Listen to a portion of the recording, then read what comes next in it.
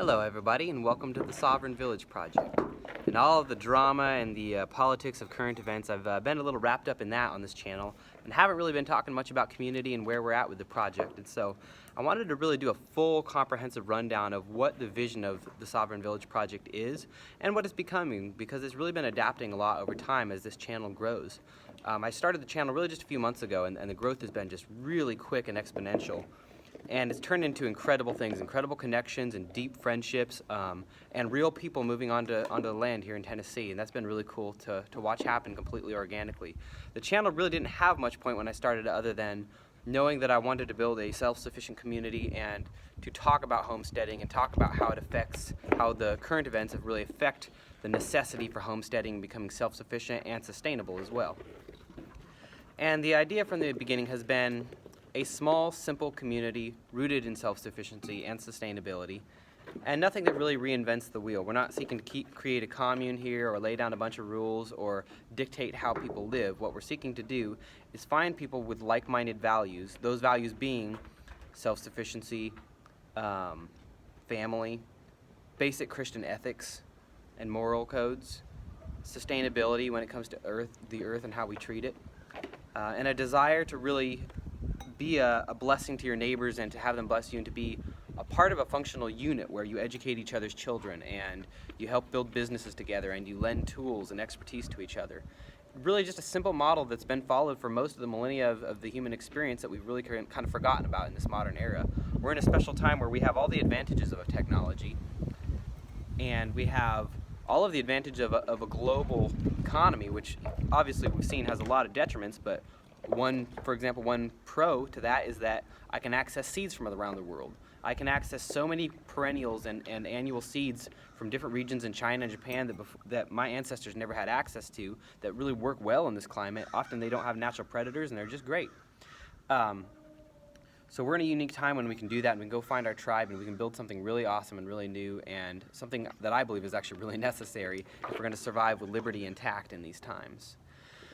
So the idea of the Sovereign Village Project is a community where everybody owns their land. It is not communally owned. You own your homestead, whether that's 1 acre, 5 acres, 10 acres, 20 acres. The idea would be a diverse set of acreages, all designed for self-sufficiency, where some lots would be designed to make a family self-sufficient. Others might be more geared towards an individual. They may only need an acre or so, or somebody just starting out on a lower budget. And then a few homesteads which are larger and may have more commercial draw. They may want to run a Christmas tree farm or a winery, or do a lot of agritourism. And agritourism is also a central idea. That's something I've been involved in. Most of the farms I've worked in most of my life had some kind of connection to agritourism, and it seems to me that it's been a really successful model. And in good times or bad, it's really well situated, because in good times, agritourism is popular. Some people do want to connect with their food and with farming. And then in bad times, you're already set up for retail and for small-scale farming. It's a really good fit for that as well. And so the idea of this community is to bring agritourism and other economic boons in. We've talked a lot about a permaculture school and a general school that just teaches self-sufficiency and things like blacksmithing and all of these other courses, where the community could pay to bring in an instructor in blacksmithing if we didn't have one, and we all can learn from that as well and bring our children in to learn. And whatever building we build for a school would be probably the only community-owned structure on the site. Everything else would be private property, but there would be a community building for gatherings, religious gatherings, educational experiences for our children, but also to bring people in to the community. And of course a library and the basics of the community, an office, internet access, printing, things like that are simple to maintain and won't ideally generate a lot of drama that you often see with community-owned anything. We've all had our little experiences with democracy. Being a musician, I've really experienced a lot of businesses that were democracy, called bands. It's not a good model when you have a whole bunch of people all with different opinions, all kind of playing chief. And that's something, I'm in a lot of discussions with different community starters from a lot of different value sets and different parts of the world. And it always comes down to them trying to figure out how to set up a set of rules to avoid conflict, but it never seems to work. So to me, it's the KISS method, keep it simple, stupid, which is everybody has their independent homesteads and cooperation is voluntary, and we do it because it helps us, but we can still be independent family units in this community.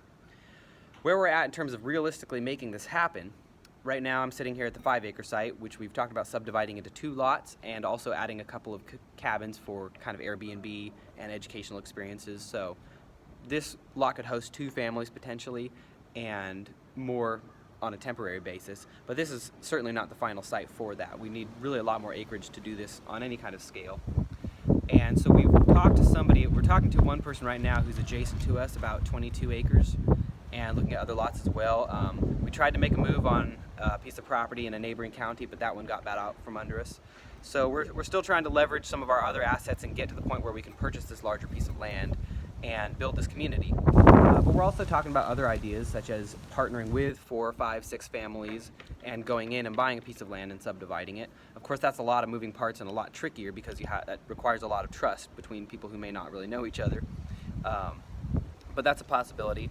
Another possibility, and this is kind of my favorite one, would be for somebody, perhaps a baby boomer couple or something, that wants to homestead, and they have the advantage of capital, where they have $100,000 to $200,000 to $300,000, so they can purchase more land than they need, and they may be coming to a point of their life where they're going to have limited mobility, so they want to be in a community.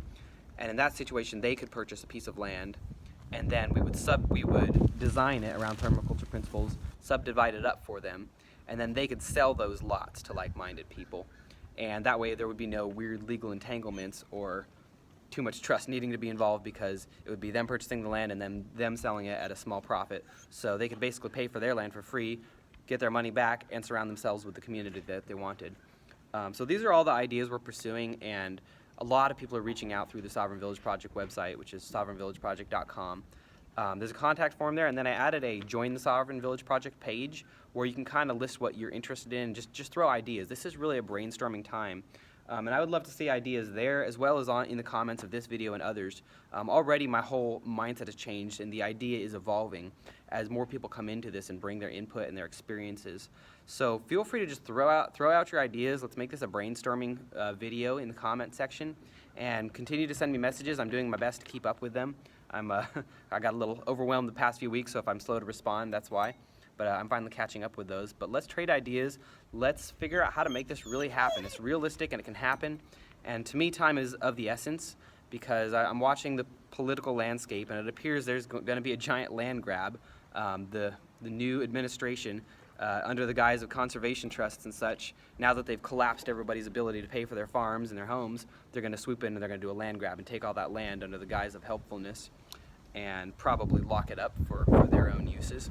I came from Oregon originally, which is about half federally owned, and I've seen the exploitation of land by the government. They environmentally destroy it, and they just want more. They become greedy, and they exploit the resources and trade it to their cronies. And I want to make a community happen before they can take too much land off of the market. Prices are already skyrocketing in rural areas. It's really happening out here. Inventory when it comes to real estate has just really disappeared. So time is of the essence, and of course we all want to get stable before this happens. So the more ideas we have flowing in this comment section and through the email, through the contact form on Sovereign Village Project, the better. Let's make it happen. Let's make a community happen. Everybody stay safe, be well, and happy homesteading.